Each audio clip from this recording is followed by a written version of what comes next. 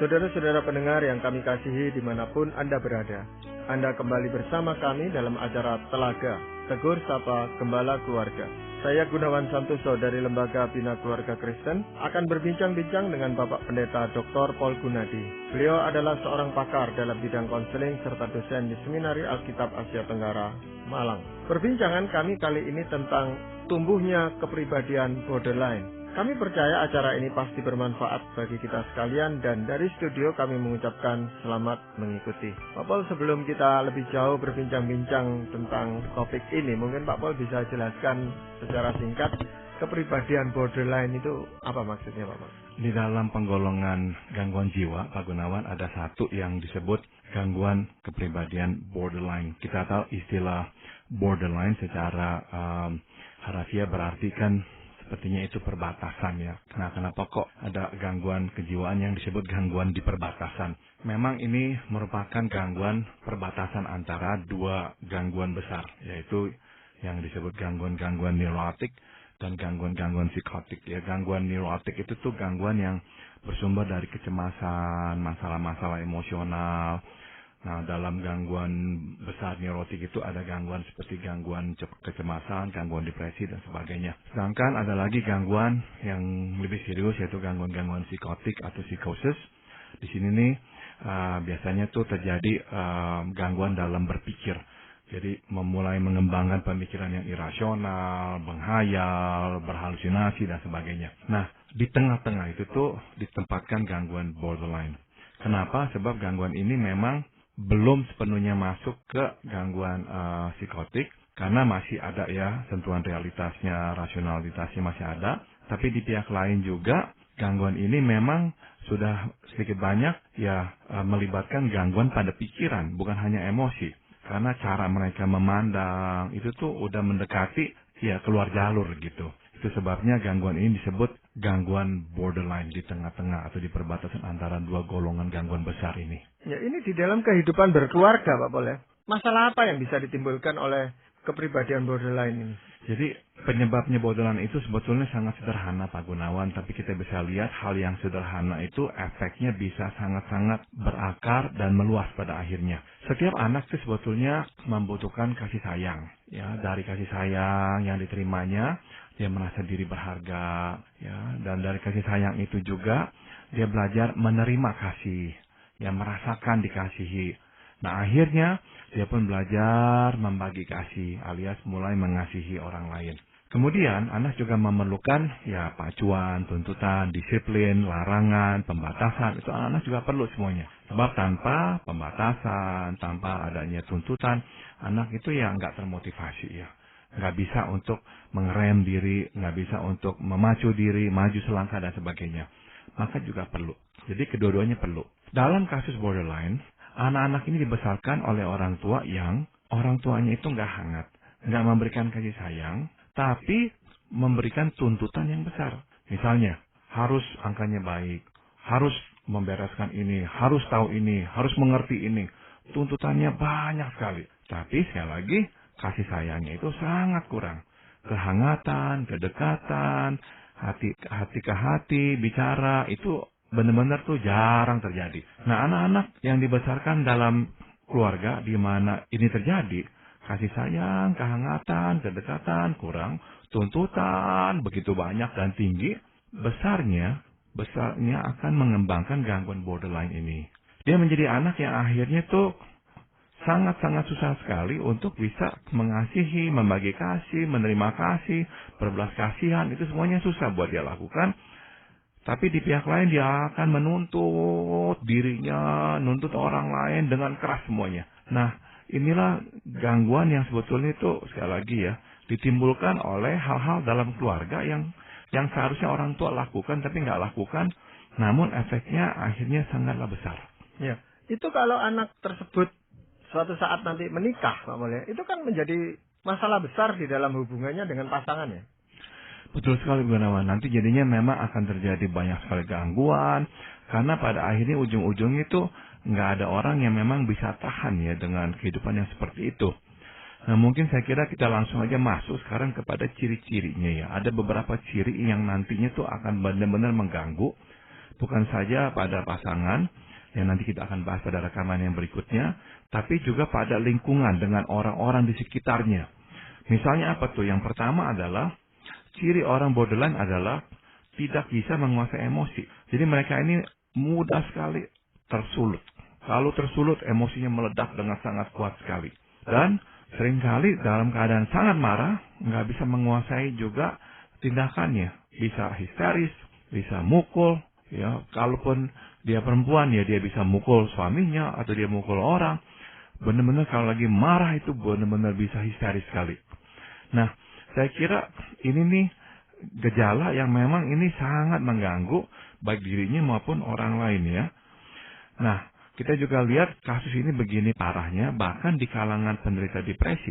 Memang ada kecenderungan orang yang menderita depresi berat bisa berpikiran mau mengakhiri hidup, tapi ternyata di antara mereka itu yang paling kuat ya kecenderungannya membunuh diri adalah orang yang depresi sekaligus memiliki kepribadian borderline. Karena apa?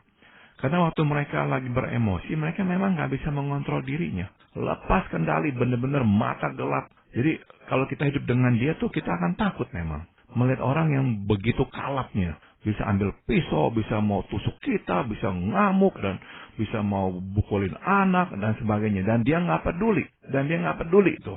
Dengan apa yang orang katakan, bujukan orang, usaha orang untuk menenangkannya, dia bisa nggak peduli. Pokoknya kalau dia lagi marah, itu kemarahannya itu tuh benar-benar nggak bisa lagi dibendung. Marahnya itu tiba-tiba timbul atau memang ada pemicunya gitu Pak? Ada pemicunya, tapi dalam hal ini pemicunya itu tuh benar-benar hal-hal yang sepele-sepele. Tapi udah tentu buat dia ini hal-hal besar, bukan sepele. Makanya kalau dia lagi marah itu bagi dia tuh hal besar ini. Kenapa kok kamu berbuat seperti begini? Kenapa kok kamu bisa nggak kepikir untuk melakukan ini dan sebagainya. Nah, orang seperti ini nih yang saya kira ini kandidat penganiaya misalnya ya, para pekerjanya. Baik itu pekerja di luar ataupun pekerja dalam rumahnya.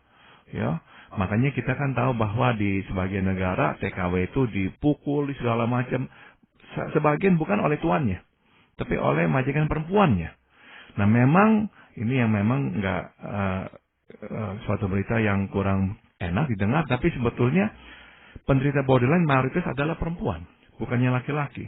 Jadi ya nggak heran kalau saya mendengar kisah-kisah seperti itu di luar, di mana majikan perempuan bisa memukuli pekerjaannya, pembantu rumah tangganya seperti itu.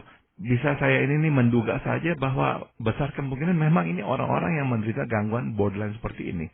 Jadi kalau lagi marah, kalap sekali. Nah, apakah setelah dia sadar bahwa dia sudah habis marah yang berat seperti itu, kemudian dia bisa menyesali apa yang dilakukan, Pak? Bisa. Kadang-kadang ya dia merasa, dia kenapa bisa begitu tadi ya. Tapi nggak berumur panjang. Sebab dia akan dengan cepat berkata, ya kamu sih yang bikin saya marah. Kamu sih yang membuat saya akhirnya nggak bisa lagi mengendalikan diri. Makanya saya jadi seperti begini. Nah, kenapa hampir begitu? Memang karena dia itu tuh nggak punya belas kasihan. Nggak menerima kasih sayang. Nggak ada kedekatan. Hatinya itu memang nggak hangat. Hatinya dingin. Itulah rumah latar belakang di mana dia dibesarkan. Sekaligus dia dituntut sejak kecil. Jadi memang daya tampung stresnya itu sangat tipis. Maka waktu melihat sesuatu nggak berjalan sesuai dengan keinginannya, dia bisa ngamuknya seperti begitu. Dan karena ditekan dulunya juga, dan kadang-kadang sebagian mereka juga menjadi korban kekerasan dari orang tuanya, maka menyimpan kemarahan yang begitu besar. Maka waktu meledak nggak bisa lagi dia sendiri membendungnya. Iya. Mungkin ada ciri yang lain, Pak, bahwa selain tidak dapat menguasai emosi ini.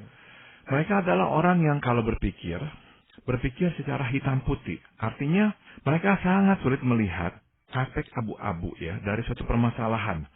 Dia cenderung melihat segalanya secara kaku, sepihak. Misalnya ya, dari sudut benar salah, udah tentu dianya benar, orang lain yang salah. Baik buruk, udah tentu dia baik, orang lain yang buruk. Teman musuh. Nah, teman musuh artinya apa? Kalau orang mengerti dia dan dia bisa hormat pada orang itu, teman. Dan dia memang akan sangat setia pada orang ini. Membela orang ini. Kadang-kadang udah nggak lagi rasional. Meskipun teman ini udah berbuat hal yang nggak benar dengan orang lain atau apa, dia nggak peduli. Dia bela dengan membabi buta, begitu. Tapi jangan sampai sekali saja ada ini teman, misalnya berbalik menegur dia. Dia nggak terima, musuh jadinya. Jadi orang Nggak boleh satu kali pun mengecewakannya. Satu kali mengecewakan cukup untuk dia menjatuhkan vonis dan berkata, kamu musuh saya. Jadi sekali lagi ini berasal dari pola pikir yang sangat-sangat hitam putih. Kalau kamu baik, kamu setuju dengan saya, kamu teman saya. Kamu nggak setuju dengan saya, kamu menegur saya, berarti kamu musuh saya. Nah, makanya orang seperti dia sangat sulit untuk bekerja sama. Ya, kehendaknya suka dibendung, jika gagasannya tidak diterima, ia pun susah untuk menerima hal itu. Ya, jadi benar-benar dialah yang harus memimpin, kata-katanya lah yang harus didengarkan dan semua orang harus mengikutinya. Nah ini kalau dia mengikuti suatu peraturan, Pak Bal ya, kalau pola pikirnya hitam putih, apakah dia juga sangat pada peraturan itu? Pokoknya harus seperti itu, jadi tidak ada tawar-menawar gitu, Pak. Betul sekali. Jadi kalau dia memang setuju dengan peraturan itu, wah, dia akan memang mencoba melaksanakannya, mengamankannya. Dia itu akan menjadi seorang yang bisa tegas sekali. Orang nggak setuju, ya dia sanggup langsung memberhentikannya. Maka memang kalau kita punya bawahan yang seperti dia, memang ada enaknya. Dalam pengertian ya dia akan mengamankan keputusan kita. Dan dia kalau dia memang suka dengan kita, dia akan membela kita seperti itu. Tapi ya malanglah orang yang bekerja sama dengan dia atau yang bekerja di bawah dia. Itu dua kelompok manusia yang akan sangat menderita di tangan seseorang yang menderita gangguan borderline. Ya berarti kalau dia tidak setuju itu dengan aturan yang sudah ditetapkan atasannya, dia akan pilih keluar saja dari pekerjaan itu. Betul. Selama dia masih bisa ikuti, ya dia setuju, dia ikuti. Begitu dia nggak setuju, blok. Dia dengan mendadak bisa berkata, saya berhenti. Dan dia nggak peduli. Dia nggak peduli dengan konsekuensinya lah, apalah dia nggak peduli. Nah, hal-hal seperti inilah yang Pak Gunawan ya, ini nih yang membuat orang sukar melihat ini adalah sebuah gangguan jiwa. Karena dari satu pihak orang bisa berkata, ini kan orang berprinsip. Sebab orang yang berprinsip juga akan berbuat hal yang sama. Tapi bedanya adalah orang yang berprinsip, kalau lagi marah, nggak jadi histeris, nggak jadi kalap. Nah, orang yang borderline memang punya prinsip. Tapi kalau lagi marah, kalap, histeris, dan sama sekali nggak bisa bernegosiasi.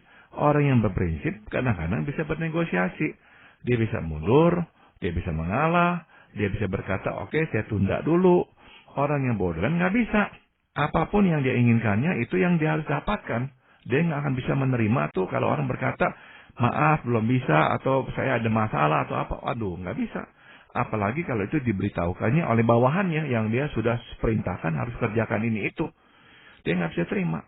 Kenapa nggak bisa kerjakan? Harus bisa. Nah, dia akan marah sekali. Dan kalau udah marah, benar-benar sangat kasar dan kalap. Ya. Ciri yang lain apa, Pak Bal? Ciri yang lain adalah orang-orang ini sebetulnya orang yang takut kehilangan atau ditinggalkan. Kenapa? Sebab sebagian dari orang-orang borderline sebetulnya itu kehilangan figur tertentu dalam hidupnya. Yang dia memang dambakan, tapi dia nggak bisa dapatkan. Orang ini bisa jadi ada di rumahnya, tapi dia nggak mendapatkan kasih sayangnya. Misalkan, dia itu melihat justru adiknya lah yang mendapatkan kasih sayang itu. Dan dia mau dapatkan kasih sayang itu, tapi dia nggak mendapatkannya. Wah, akhirnya dia selalu mencari-cari kasih sayang itu. Dan sekali dia dapatkan, nah dia akan kuasai. Dia akan cengkram orang tersebut. Maka nanti dalam pernikahan ini akan menjadi problem besar. Karena apa? Dia akan terus membatasi orang yang di sekitarnya, yang dia kasihi. Dia akan relakan orang untuk ganti itu bisa bergaul dengan orang lain dan sebagainya. Ya, nah waktu masih muda, waktu dia belum menikah ya, dia biasanya tuh nggak berteman dengan banyak orang. Relasinya terbatas, tidak mendalam. Kalaupun mendalam, ini dia cenderung menguasai temannya itu.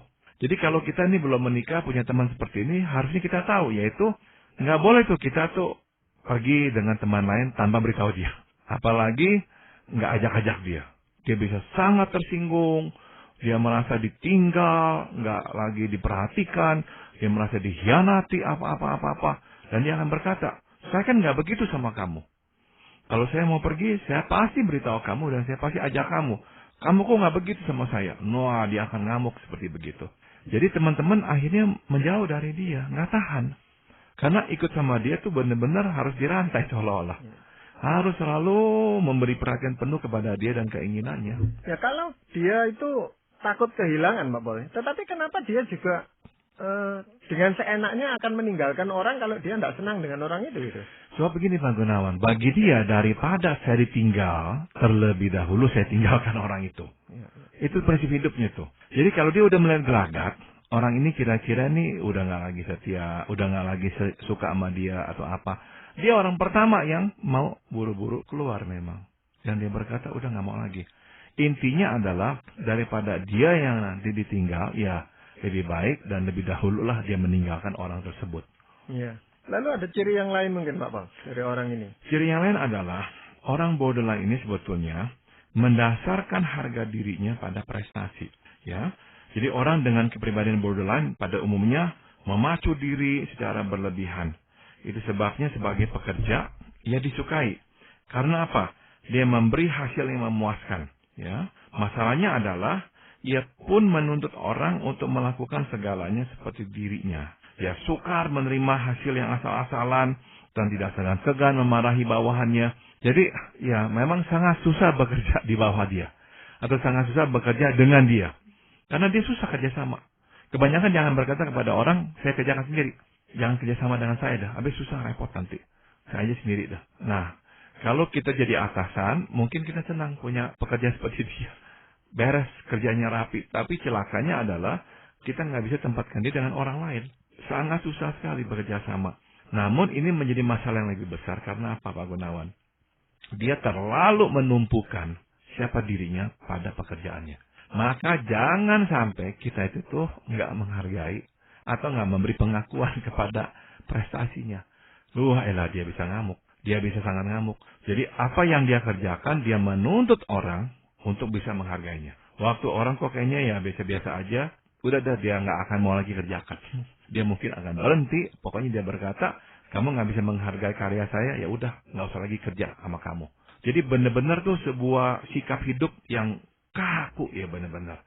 Mengharapkan orang pokoknya harus bisa mengakui, memberikan penghargaan selayaknya seperti yang dia harapkan, begitu. Ya, Bapak memang sulit ya memahami orang-orang seperti ini. Tetapi itu kan tentu tidak muncul begitu saja di dalam diri seseorang, Pak Pal. Kan ada latar belakang yang menyebabkan orang itu mempunyai sikap yang seperti itu. Nah ini apa saja Pak Pal yang menjadi penyebabnya? Seorang anak memang membutuhkan sekali kasih sayang Pak Gunawan. Dari kasih sayang inilah ya akhirnya ya membangun dirinya, melihat dirinya itu bukan dari sudut prestasi, bahwa kalau dia bisa menghasilkan sesuatu maka dia baru berharga. Enggak, seorang anak selayaknya lah tahu bahwa dia dikasih karena dia adalah anak, bukan karena dia melakukan sesuatu. Bukan. Nah tapi sayangnya Pak Gunawan, ada orang tua yang nggak begitu. Ada orang tua tuh sama anak cuek, acuh, nggak ada kedekatan. Baru ngomong sebeduk sekali memuji anak kalau anak melakukan sesuatu yang luar biasa. Prestasinya tinggi dan sebagainya. Sehingga akhirnya anak menganggap apa? Dia nggak berharga. Dan dia hanya baru berharga kalau dia menghasilkan sesuatu yang berharga. Yang dapat dilihat oleh orang. Jadi akhirnya penghargaan dirinya itu sangat rapuh. Sangat dangkal. Ya, dilandasi atas perbuatan. Dan meninggalkan sebuah kekosongan yang dalam. Yaitu dia minta dan dia butuh dikasihi. Maka dia akan mencari-cari kasih. Tapi dia akan mencarinya lewat perbuatan-perbuatan. Itu tuh. Perbuatan-perbuatan. Maka muncul masalah-masalah seperti tadi itu. Kalau perbuatannya nggak dihargai, dia marah. Sebab di masa dia nggak dikasihi. Dia akan menuntut orang untuk memberikan penghargaan seperti itu. Sebab barulah dia merasa dikasihi. Dan karena dia haus akan kasih sayang, dia akan mau mencengkram orang, menguasainya. Orang nggak boleh kemana-mana, harus selalu di sana untuknya. Dan dia akan menuntut orang untuk seperti dia juga. Dan dia akan sangat keras sekali kepada mereka. Dan karena memang perasaannya, kasihnya itu nggak pernah ada, waktu dia marah, kemarahannya makanya bisa seperti guntur menyambar kemana-mana. Jadi sebetulnya rumah tangga seperti itulah yang menimbulkan masalah ini. Nah, saya melihat Pak Gunawan, di dalam zaman ini, gangguan borderline akan makin menjamur. Karena di dalam masa hidup kita inilah, sekarang inilah, kita melihat orang tua ini paling sibuk. Dua-dua kebanyakan kerja. Akhirnya waktu untuk anak makin menipis. Tapi, di dalam zaman kita ini pula lah, tuntutan untuk berkompetisi paling tinggi. Saya kira nggak pernah dunia kita ini nih diamuk oleh keinginan untuk berkompetisi seperti sekarang ini. Benar-benar sekarang orang dipacu untuk lebih lagi. Kenapa? Ini zaman-zaman persaingan. Kita harus kompetitif. Sekolah juga luar biasa menuntutnya. Jadi anak-anak ini akhirnya kurang kasih sayang, kurang kedekatan, tapi dituntut tinggi, lebih tinggi daripada zaman-zaman sebelumnya. Ini adalah resep munculnya gangguan borderline. Maka saya memprediksi gangguan ini akan makin banyak. Dan karena memang gangguan ini lebih banyak menyerang perempuan, nantinya memang akan lebih banyak wanita yang menderita gangguan ini. Kalau mengenai kurang kasih sayang, Pak Paul, kalau satu keluarga itu punya anak yang cukup banyak, kan itu mereka juga mengalami kurang kasih sayang itu. Karena kasih sayang orang tua juga harus dibagi-bagi kepada saudara-saudara yang lain itu. Nah, ada dua hal di sini. Pertama adalah kalau semua menerima dengan rata, itu rasanya beda. Dengan ada yang diutamakan, ada yang difavoritkan. Nah, orang itu baru merasa kehilangan kasih sayang dalam keluarga yang berjumlah anggota banyak, kalau dia melihat bahwa saya nggak dapat, adik saya dapat. Nah, meskipun dia mendapatkannya, tapi karena nggak sebanyak yang didapatkan oleh adiknya, yang didapatkannya itu tuh tiba-tiba jadinya nggak ada buat dia. Di mata dia sama juga dengan kosong. Sama juga dengan dia nggak memperoleh kasih sayang dari orang tuanya. Yang kedua adalah, kalau dalam keluarga yang besar, meskipun ya orang tua karena repot dan sebagainya, nggak bisa memberikan kasih sayang dan perhatian yang penuh, namun sekali lagi, kalau masih ada interaksi, ya, tetap ada pengarahan, dan tetap ya ada kedekatan ngobrol-ngobrol dan sebagainya, itu sendiri sudah sebetulnya cukup memadai. Asalkan jangan ditambah dengan tuntutan yang tinggi. Jadi itu kombinasi tersebut harus ada untuk menciptakan gangguan borderline ini. Di mana kasih sayang begitu minim, tuntutan begitu tinggi, apalagi plus satu bonus, yaitu kekerasan, pertengkaran, kemarahan dalam rumah. Itu tuh suatu kombinasi yang udah pasti tuh nantinya melahirkan kepribadian borderline. Ya, Pak Paul, apakah orang yang mengalami gangguan ini, kepribadian borderline ini, masih bisa ditolong gitu Pak Paul, kalau sudah usianya dewasa atau sudah ya menikah dan sebagainya gitu? Saya melihat untuk gangguan borderline, kalau orang itu sendiri ya nggak mau bertobat dalam pengertian merendahkan diri, mengakui ialah saya memang yang harus berubah, nggak bisa. Makanya prognosis untuk gangguan borderline itu sebetulnya negatif. Artinya kemungkinannya sembuh memang tipis. Kenapa? Sebab untuk dia benar-benar bisa sembuh, nomor satu, dia mesti mengakui dialah yang bermasalah. Ini yang susah. Kenapa? Karena dia selalu menganggap orang lain yang bermasalah. Dia yang sehat, dia yang benar. Dia nggak bakalan mau mengakui dia punya masalah. Nah, kalau orang sakit nggak mengakui dirinya sakit, ya nggak akan bisa sembuh. Maka saya melihat pertobatan rohani lah yang bisa tuh secara drastik mengubah. Kalau dia sadar, dia orang berdosa, firman Tuhan menegurnya, dan dia mau merendahkan diri datang kepada Tuhan, nah masih ada harapan. Sehingga dia berkata, ya saya memang punya masalah, dan saya perlu bantuan. Bisa nggak saya dibantu? Nah dengan bimbingan untuk kurun yang panjang, ya nggak cepat ini. Untuk bimbingan untuk kurun yang panjang, perlahan-lahan memang dia bisa berubah. Dia bisa belajar untuk lebih toleransi, belajar mengalah, belajar untuk menguasai emosinya, belajar untuk nggak lagi mencengkram dan menguasai orang lain. Nah itu semua dia bisa belajar. Namun dalam bimbingan yang intensif, untuk waktu yang lama, di mana dia merasakan dia dikasihi oleh pembimbingnya, sekaligus juga dibatasi ya, diberikan sedikit banyak disiplin oleh pembimbingnya. Nah dalam konteks seperti itu, ya ada kemungkinan dia akhirnya bisa sembuh. Ya tapi kalau dalam proses perawatan itu ya, ada sesuatu yang memicu lagi, membuat dia misalnya marah atau yang lainnya, kan kembali lagi itu Pak Paul. Dalam proses itu memang akan ada jatuh bangunnya Pak Gunawan, betul sekali ya. Jadi ya ada pemicu lagi, ambruk lagi, ngamuk lagi, ada orang kayaknya kok nggak setia mau meninggalkan dia, dia bisa down lagi, depresi berat lagi, ngamuk lagi, memang bisa begitu. Jadi ada jatuh bangunnya, tapi sekali lagi kuncinya adalah dia mesti memang menanggalkan keangkuhannya. Ya, dia mesti berkata, ya saya memang perlu bantuan, saya bermasalah. Nah, barulah nanti ada pengharapannya buat dia. Ya memang kesulitan terbesar seperti tadi Pak Paul katakan adalah menyadarkan dia bahwa dia bermasalah gitu Pak Paul ya, karena harga dirinya sangat tinggi. Betul sekali. Nah, dalam hal ini Pak Paul, apakah ada firman Tuhan yang bisa menjadi pedoman bagi kita? Firman Tuhan di Amsal 14 ayat 27 berkata, takut akan Tuhan adalah sumber kehidupan, sehingga orang terhindar dari jerat maut. Takut akan Tuhan adalah sumber kehidupan, sehingga orang terhindar dari jerat maut. Orang dengan kepribadian borderline hanya dapat berubah bila ia takut akan Tuhan. Selama ia tidak takut akan Tuhan, tidak akan ada orang yang dapat menegurnya. Alhasil selamanya ia hidup dengan dan untuk dirinya saja. Ya, jadi awalnya adalah dia mesti takut akan Tuhan. Dan orang yang borderline memang kebanyakan Pak Gunawan nggak takut akan Tuhan. Meskipun dia bisa jadi ke gereja dan sebagainya, tapi benar-benar tuh rasa takut akan Tuhannya hampirnya ada. Makanya kalau dia lagi ngamuk, dia lagi apa, dia nggak peduli. Tuhan pun dia nggak peduli. Nah, maka awalnya adalah dia harus takut akan Tuhan dan bertobat, mengakui dia orang yang berdosa dan orang yang mempunyai masalah. Ya, jadi dia menganggap Tuhan itu juga seperti orang-orang lain gitu Pak Paul ya, di dalam bayangannya itu. Harus menuruti kehendaknya. Harus menuruti kehendaknya terus-menerus. Betul. Dan kalau Tuhan nggak berikan, dia akan ngamuk sekali sama Tuhan. Ya, tapi itu masih ada secerca harapan bagi orang-orang ini. Ketika firman Tuhan berbicara kepadanya dan dia tidak mengeraskan hatinya. Mungkin itu yang firman Tuhan katakan, jangan keraskan hatimu gitu Pak Paul ya. Betul sekali. Pada saat Tuhan itu berbicara. Nah ini yang sulit. Ya. Nah itu biasanya dipengaruhi oleh perasaannya atau kondisinya yang seperti apa sehingga dia betul-betul bisa menyadari Pak Paul.